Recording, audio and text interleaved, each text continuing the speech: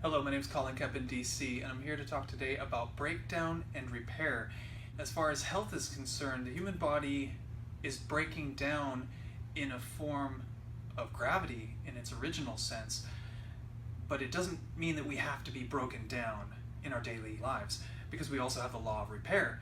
So the whole point of this is we want the repair in the body to be equal to or greater than the breakdown in the body, because gravity eventually gets us all, and the first thing that happens is the body gets out of position. We call it body imbalance. The breakdown is a process. It is something that happens over time, and my goal is to have it greater than, to have repair greater than breakdown.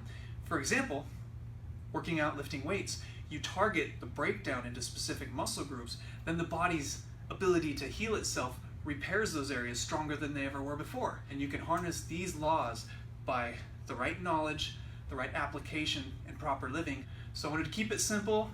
Thank you so much.